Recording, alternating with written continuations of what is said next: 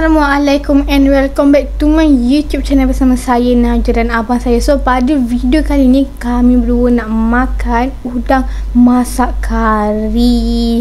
Gitulah. Sebab dah lama kot tak makan menu macam ni. Menu macam ni pun Najwa rasa macam sedap. So Najwa pun buat lah gitu. Lepas tu ada ikan masin dan telur dadar. Lepas tu timun. Gitulah menu kali ni. So kepada abang yang tengok video ni, jangan lupa untuk like, subscribe, komen, turn on notification supaya korang tak terlepas video yang Najwa upload tanpa memulakan masa. Jomlah kita mula. Bismillah. So jomlah kita mula rasa, sebab Najwa bau dia memang sedap sangat, dia punya bau rempah kari tu. So jomlah kita mula rasa.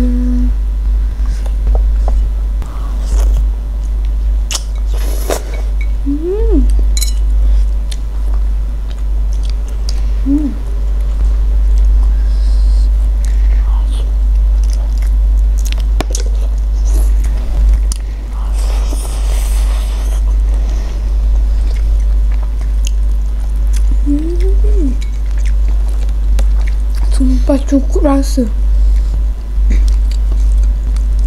Dia punya kuah tu memang pekat gila. Sumpah sedap gila korang. Try makan dengan telur dadar pula. Bismillah.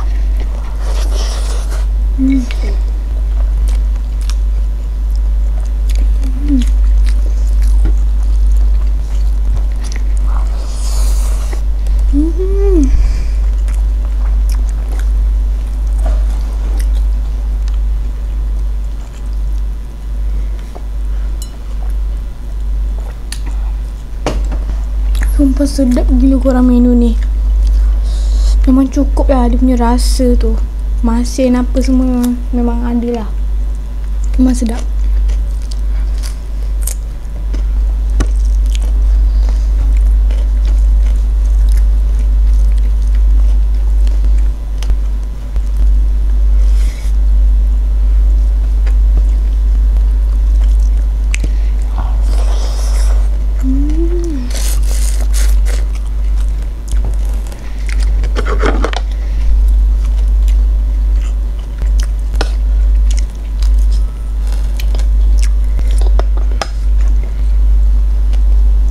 Udang dia pun besar-besar ya. Korang memang puas hati.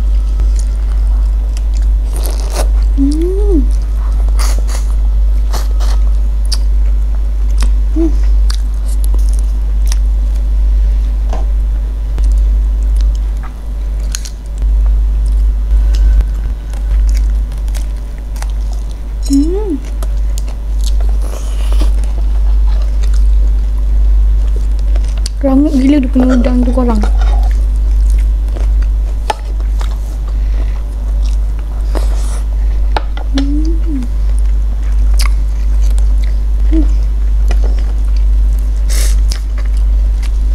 Sumpah sedap kan.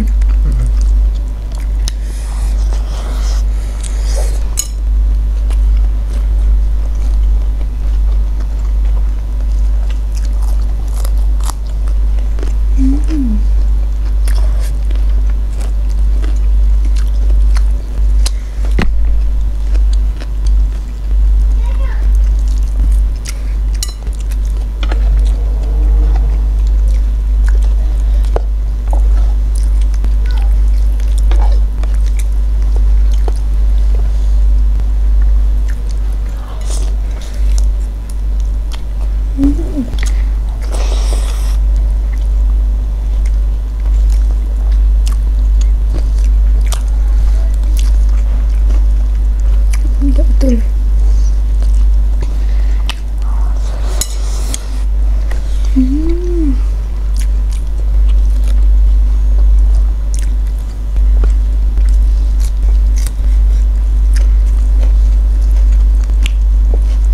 Memang sesuai lah makan dengan telur dadar. Dia makin ngam lah rasa dia macam tu.